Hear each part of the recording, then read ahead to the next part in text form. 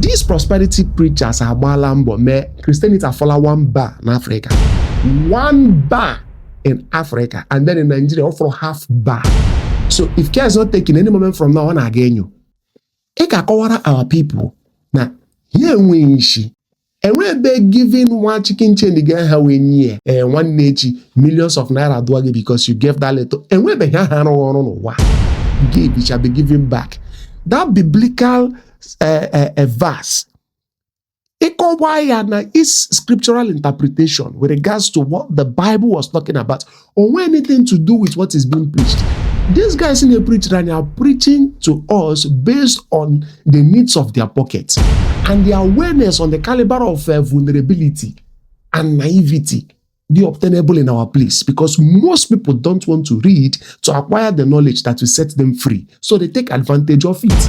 Okay, we take it that our people here so that few people that your voice will go a long way to like help them to come to the consciousness of the need to think rationally before they act irrationally. They will prefer that falsehood, harm and all falsehood to thrive, other than you to try to open up the light to the truth. Politically, it's the same thing. Somebody got wagging that come Peter Bigachi, come Tinubu got the third time. But only we are now under this current regime. That's all 99. 1.5 for Ubu now, image China was in Udo. But for 99, Ojilani are born 99. But okay, me pono gwagi say come out Peter Bigachi, Tinubu got third time. I don't graduate get to school, go to akwụkwọ, mecha defend there. Gapota na agwagi na Alex so it is not doing well. Are you getting me now? Are we together? Aga agwagi ya.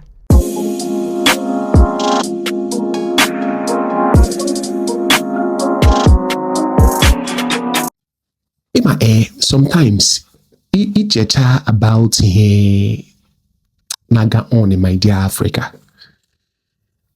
Nigeria being my own personal case study. Sometimes it can because if you try to reason it, you try to start asking yourself, how did we get here? Here. If care is not taken, your mental health got threatened. If you're not that individual with that emotional maturity, you may break down emotionally. If you're someone when that spirit of patriotism in you, you always think, positively. You imagine good things coming the way of your people and emergence of the capacity to compete creditably in the world economy. Give me a relates to what is obtainable in where you're coming from. Iko waga woge. I am telling you that ishi Nigeria pota. She outside Nigeria, learn Nigeria anya. The site are them. If you come out of Nigeria, shikotonu, mo any part of the world, she eba na ele Nigeria. I'm a member of Nigeria kamau. I know say I'm a Nigeria kama. That is not in any form of doubt. But if you compare the potentials, if you compare the capacity in the country, based on natural endowment, based on human capacity, human resources, availability of every natural resource or resources or anyhow you want to put it, that will help a nation thrive creditably and independently without having recourse to any other part of the world for any kind of allegiance or collaboration or economic duos or however you want to put it. Nigeria were here. But outside Nigeria, is she outside Nigeria, learn Nigeria, that is I'm not against anybody personally, but the truth remains the truth. These prosperity preachers are balambo me Christianity are follow one bar in Africa. Now Nigeria now, 1.5 bar. Christianity are follow one bar in Africa, and then in Nigeria offer half bar. So if care is not taken any moment from now on again you. I may not be able to explain this thing in a way or get relatable, but you can't change the reality. 2005, 2010, in the Gen Z totara, They are now asking questions that most of us, most of our parents cannot answer. Cannot answer. I posted a video recently, like I was saying. Now that video, somebody when came on that video, who say, "Hey, post me just for fun, or touch." It takes someone that is close to me to realize how heartbroken I'm with that kind of a video and the likes of it. Look at women. Yeah, ile ha ni ga say efe nye ekwene. Ọ dịkwa easy. Ndị agbagotele. Ndị agbagotele. Enwe mo che ejidere aka. These people are really suffering. Ọ easy. From here, you can imagine some of them when they were high blood pressure in their midst. I'm particular about that high blood pressure. And when they were high blood pressure there, had hypertensive. The kwenge mmadụ pụtara n'etiti ụzọ apịa anya n'ala gbawai a na-apịa ekwensu ka e pịagbuo ya n'ekpere ka ọ nwụnyụ anya a na-apịa n'ala na-apịa na Chineke ekwele ha ọjọọ onye mere anyị Afrịka onye tọrọ anyị batrị n'isi onye buru batrị anyị bulatazie ya oge ị nidiri bulata ya erutele adịbelekwana the young man gadịkwana in charge of this ministry ugbe ile ya gị hụ sị ọnwa anyị na-eme onwe anyị. I don't even want to talk about the kind of things na-emeni ma ndị asa weta mmiri nnu ka agojie aga na-eji aṅụ a na-aṅụ mmiri nnu. Somebody dị hypertensive ga-aṅụ mmiri nnu. Are we together now? Somebody na-aṅụ hypertensive medication even ọ dịrị dị ichefu ọgwụ hypertension ya ṅụọ mmiri nnu ahụ agojiri agoji and so many things icheke ya ga-esi na civilization on another definition or part two of it in another place. What's going on?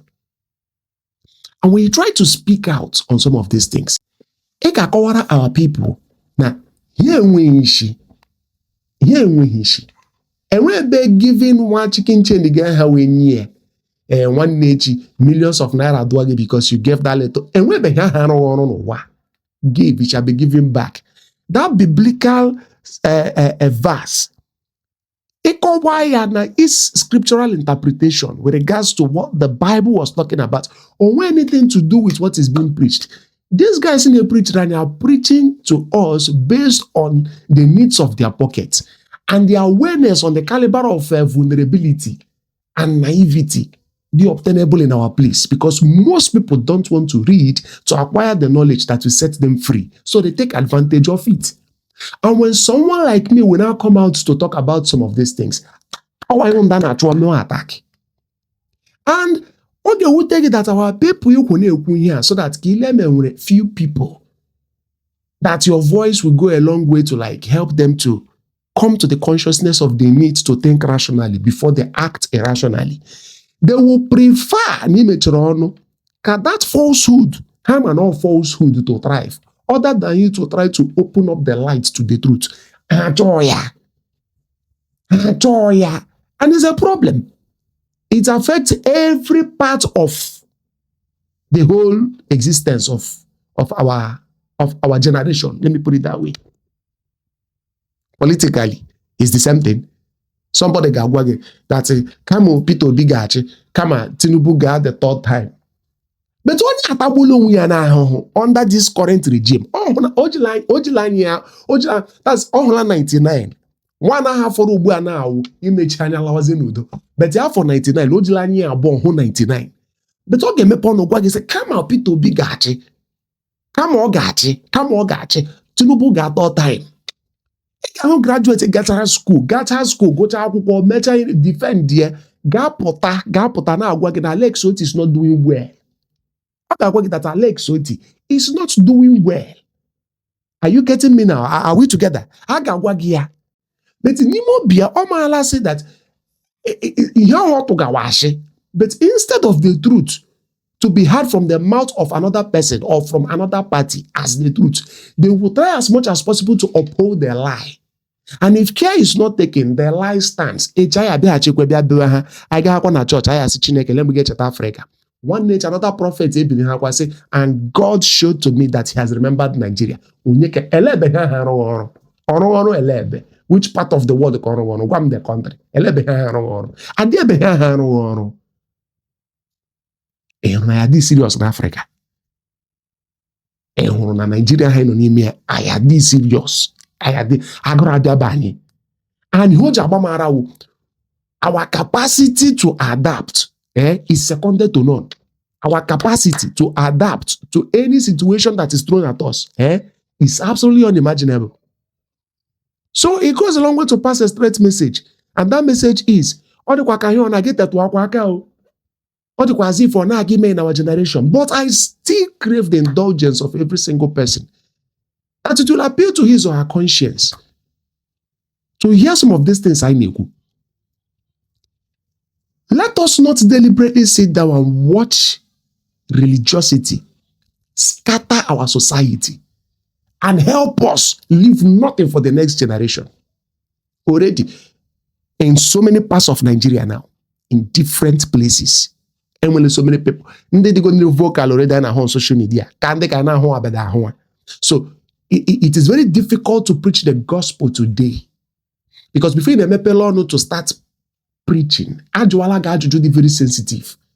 Most of which two things are involved. It's either you walk out of that place or you try to answer, and in the process of answering, you keep on maximizing how stupid you will look in the process. Politely, this is me saying it. This is reality. This is not attacking anybody. I'm just stating the fact. Because of what? We have been stuffed with the wrong information. We have been loaded with the chaff that has nothing to do with the finished work of salvation. That is it. That is it. So that is why somebody can I was just chatting with a friend recently. He was asking a friend of his who is a doctor. Ogade possible, they were doctor, a guy in school for several years, with intensive studies, practically and theoretically, to be able to equip yourself with the knowledge necessary to be able to, fit into the shoes of the person that you are today, or the possible. Yes, no. Yes, yeah, no. And when any lawyer got put to so a lawyer or got law school, get back, face here other lawyers now to be able to, get those laurels, or the possible. Yes, yeah, no. The same thing with an engineer, my honor. Even when you're can you go into somebody's sewage system without learning that thing? Yes, but on Jehovah Bolia, God called me into the healing ministry, called me into the prophetic ministry, the kind of deliverance ministry. Jesus. We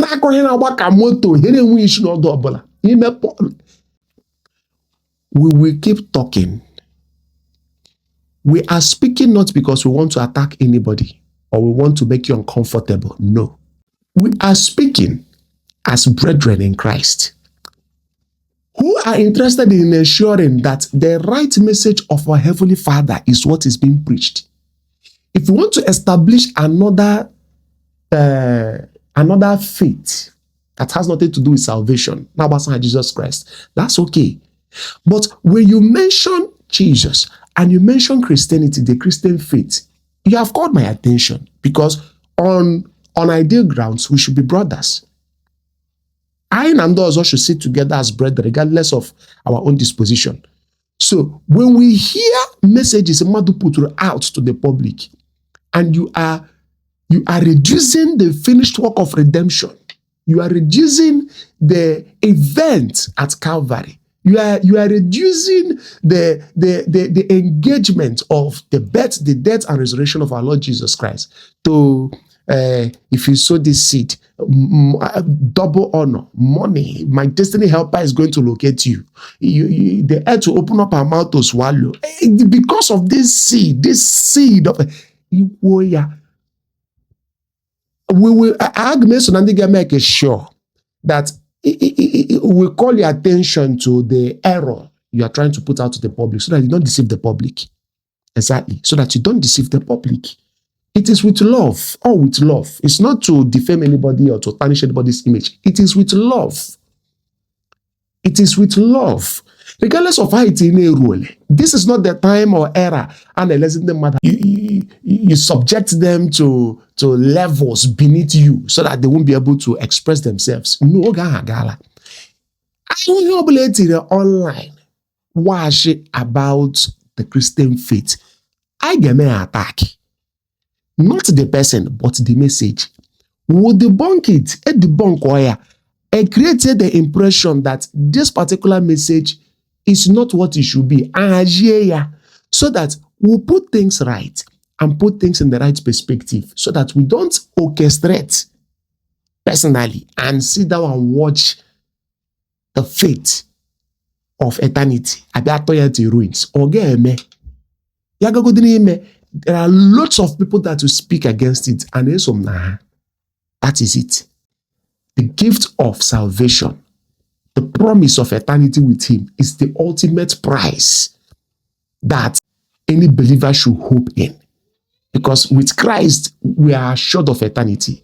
He has purchased us with his blood, and he has given us victory in him. That is the message of Christ. Obula, the message of love and forgiveness.